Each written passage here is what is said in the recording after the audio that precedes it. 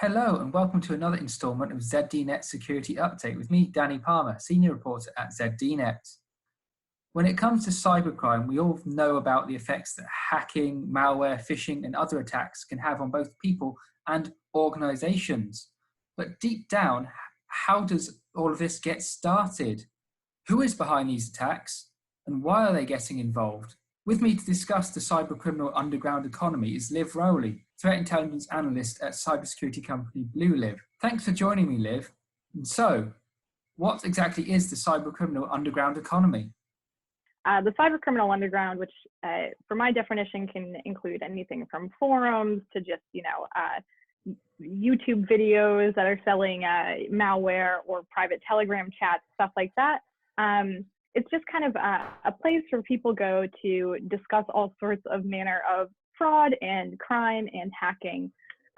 So the appeal of this obviously is if you are somebody who doesn't know anything about these topics, you can get a very nice introduction. You can buy manuals to learn about these things, and you can buy tools and services from people to get your introduction to start carrying out crime.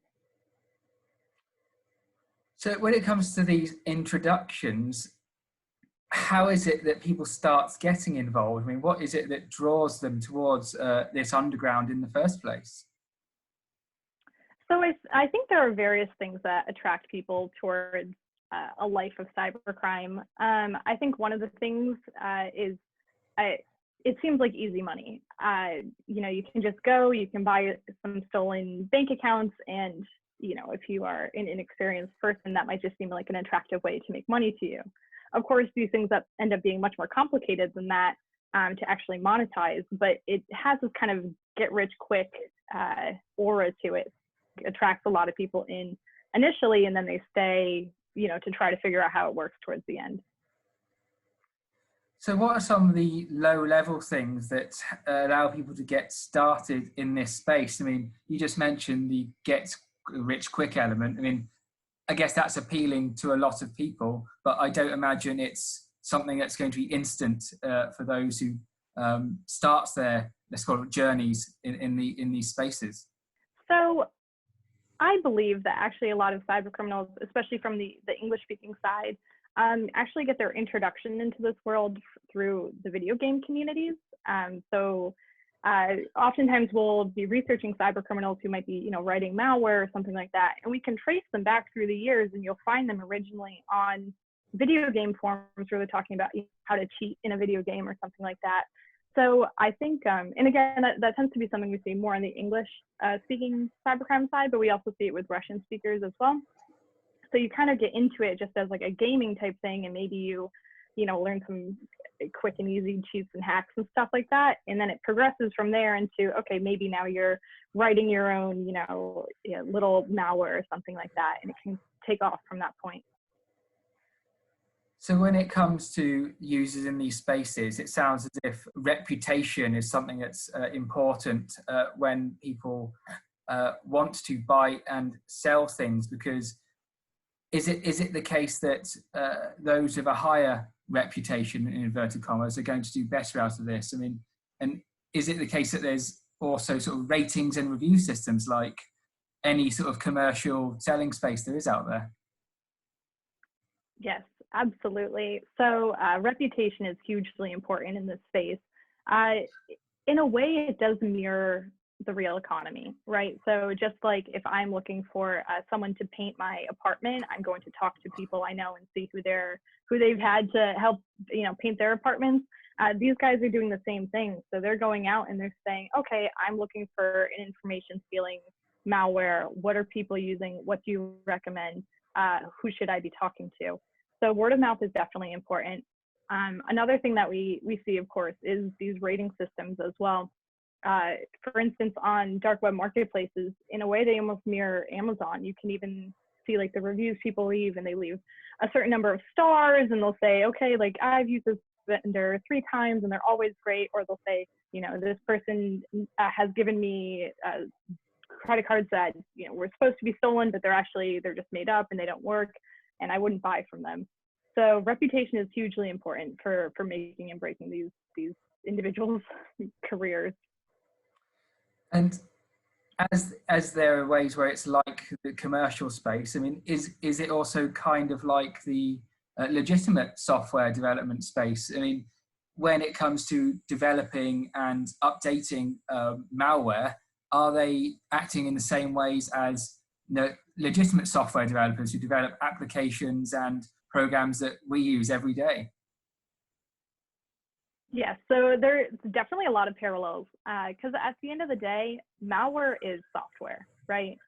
So one thing that we see these guys doing is, specifically for malware, is they'll issue updates regularly to their malware, and they'll even break down, just like all the little things that they've done. Maybe they fixed some bugs that were reported by the community, or sometimes they'll even make improvements to the UI to make it more user-friendly. Apart from that, there's a community element to it, just like real software developers are going on forums and stuff, asking questions, looking for help in what they're doing.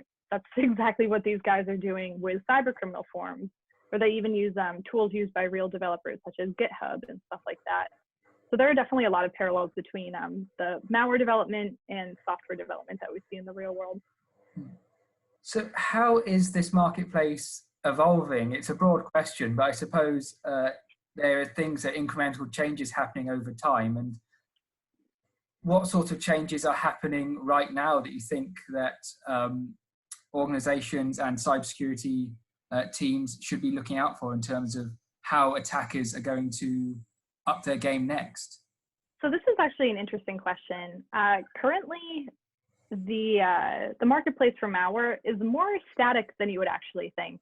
Right now, if you like the most potent malware is stuff that's going to be private. So it's really just something that, groups like TrickBot or Drydex, they're making it and they're keeping it to themselves and they're using.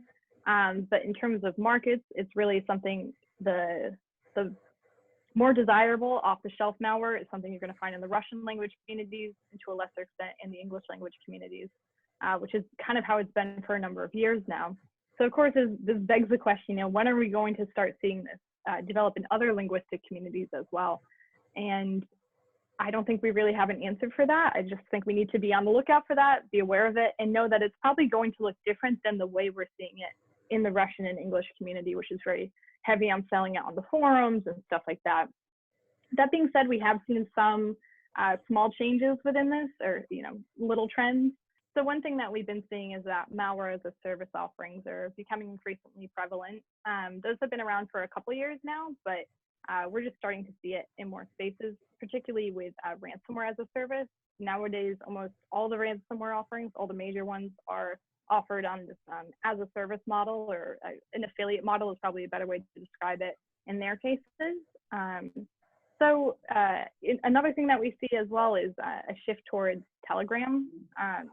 Typically, especially in the Russian community, there's been a heavily reliance on Jabber, which is kind of like a old school IM type thing, whereas Telegram is it's the app that normal people have and normal people use as well. So that's kind of an interesting thing to look at, and it speaks towards a movement towards greater accessibility for most people. But it is interesting that we do see overall that this environment is quite static. And what that tells me, and what I think that should tell us, is that this is working for them. They don't really need to be innovating on it too much. For example, like as researchers, we always get excited about new cryptocurrencies. We're like, oh, Monero is going to be the next big one, or Zcash, and cybercriminals are going to use it. But I mean, that's been a couple of years now that those have been around and have been talked about by cybercriminals, and we're still seeing that Bitcoin is the major one. We look at these forums and we say that, this doesn't really, it's very labor intensive to sell malware because you have to market it and you have to have these one-on-one conversations with people. And if there's a dispute, you have to bring it to the admin. Like it's very labor intensive. Whereas, something like selling it on a darknet market might seem like it would be more easy, but it's not something that they're doing. So I think we just need to kind of say, well, this is a system, and even though it seems kind of bizarre to us, it's working for them, and that's where that's at. So in terms of protecting against malware and other threats that originate from the underground economy, what are some things that organizations and individuals can do to help stay safe online and hopefully not fall victim to these sorts of things? The biggest piece of advice that I could give, and it's the advice that's given over and over, but it's so critical, is be aware and be vigilant. Because at the end of the day, what these guys are relying on more than having, you know, the latest CVEs involved in their malware, blah, blah, blah. What they're relying on is the fact that you're clicking that link or you're clicking that attachment or you're visiting that strange website or something like that. That's where most of this is coming from, is through mistakes that people are making. So as always, just be very hyper aware about any type of strange link that you're getting or strange attachment that you're getting. Never hesitate to reach out to the person that sent it to you and say, did you actually send me, you know, whatever updated HR information or something like that. And yeah, take it seriously. Take security very seriously. That's some really good advice. Thanks, Liv, and thanks for coming on the show. It's very much appreciated. And for more news on security and how to stay safe online, be sure to keep reading ZDNet. Thank you for watching.